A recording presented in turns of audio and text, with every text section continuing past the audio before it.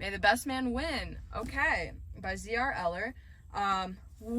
Took me about 3 days. Thick book. Hated it. Shouldn't say hated it. Hated the characters in it, which is really, really, like, it's a great thing. It's so hard to make characters that you just disdain.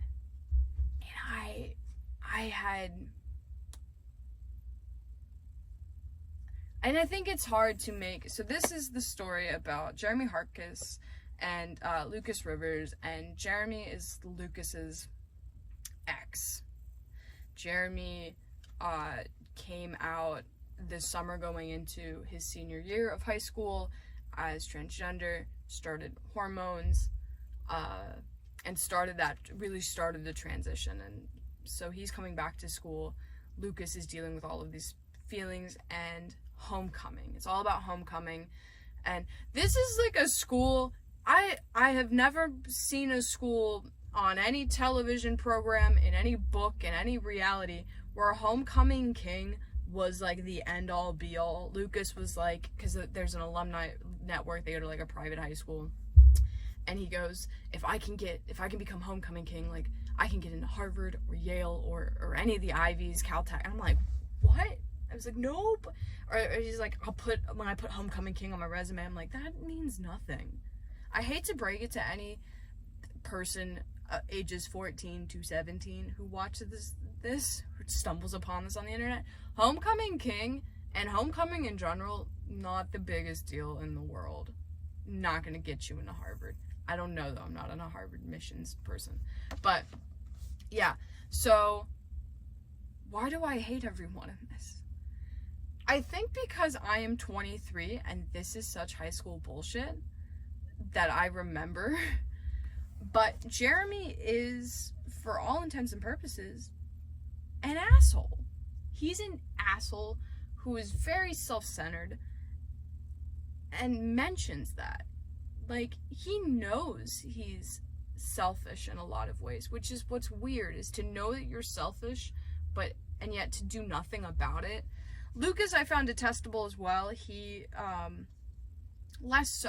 you start off, it's very slow to dislike Lucas, because he starts off, it's like, oh, he's dealing, yeah, okay, cool, I can mention this. So his older brother had died, I think, like, in May, and then he gets dumped by his ex, Jeremy, because Jeremy, doesn't know how Lucas is going to react to him coming out as a guy, and they're, you know what's funny? My sister and I always talk about whenever there's problems happening, she and I will always tell each other, like, you know what could solve this? Some open communication. That's it. Sit down and have a chat with somebody and all of this could be resolved. That's what this is. This is high school drama bullshit that could be resolved if two people, or maybe a group of people, 2 people at a time, there's a lot of people that have to have conversations, just have a conversation. But it's high school, so no one's having a conversation. So I'm so frustrated because it's so real. High schoolers don't talk shit out. It festers, and you get petty, and shit happens, and it's so infuriating. And that's why I know this book is so good, is because it tapped into, like, I remember this, and it's so stupid, and you're like, why can't you just talk like people? But they can't, because they're 17 and 18, and they don't know shit. It deals with a lot of bigger issues, and that's the thing. I don't, like, just because the characters do grow to, you love them, but you also hate them, which I think is true of a lot of high schoolers. It's true, I just think of people in general. You have those people in your life that you love them, and some days you just are like, I can't deal with you right now, you're being too selfish. It deals with a lot of real issues about academic accommodations, I will say, is one. I'm not going to spoil that for you, but academic accommodations and coming forward and saying, like, I need extra time, I need extra help because of X, Y, and Z, which I liked. It wasn't, again, like a focus. The focus was really homecoming, and everything else kind of played into the background, which I liked in a lot of ways, because I think people's sexuality and sexual orientation should never just be the focus. It's a part of you, no doubt, but if it's your whole personality, it gets to be a lot. And I see that a lot with like younger queers. It's their whole personality, and it's like you will find a way to make it not your whole personality, because there's so much more to you than your queerness.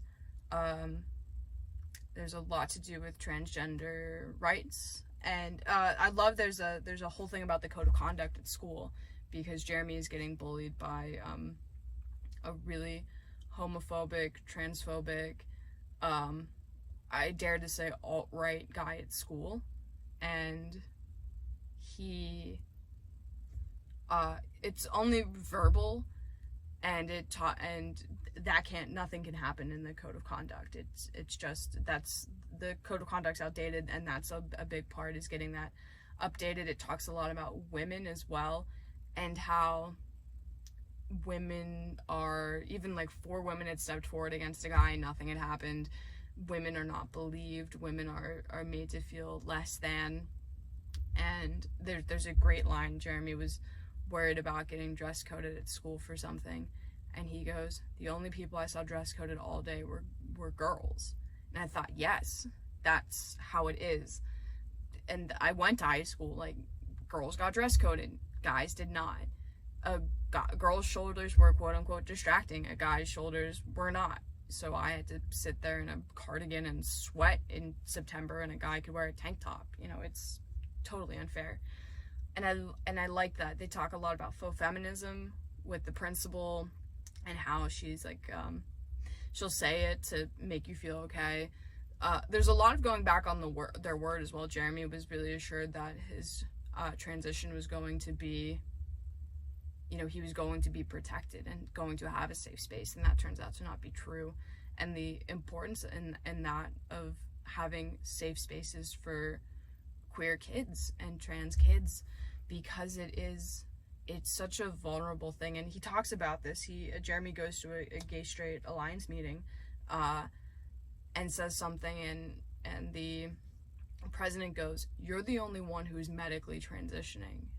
And it takes a minute, because Jeremy, his mom's a lawyer and relatively well off, and was able to start to, and supportive in like a really interesting way that I think a lot of parents, I mean, can be. It wasn't a no, but it wasn't exactly full send, which I liked with his mom. But Jeremy gets told, you know, there's a 14-year-old who's not at the meeting but in the club, and the president goes, yeah, their parents threatened to kick them out or pull them from school. I think pull them from school if they didn't stop talking about hormone blockers, and they're afraid that they're going to get stuck in the wrong skeleton for the rest of their life if they don't get the hormone blockers now at a very pivotal age of growth. And the impact of that, and the impact of I think people who are not in the queer community reading that, like, there's somebody who knows that they are in the wrong body and can't do anything about it because they are not 18 and they are not in charge of their body, and their parents are not willing to accept them for who they are.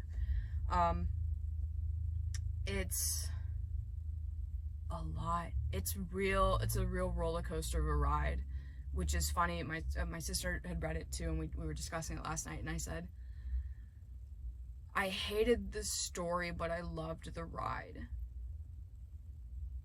Actually, she said that. She was like, I didn't like the story, but it was a wild ride. And I'm like, me too. Because it's about homecoming. It's about being homecoming king and all of the bullshit that you think goes along with getting a crown. And really, it does nothing. It's just a crown. It's one night. It's a page in the yearbook. You know, whatever. And I love that it's such a petty, dumb little story about being homecoming king as the background for all of these bigger issues being talked about.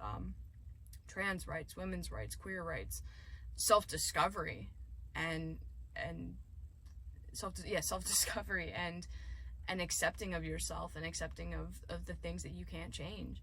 And I love that.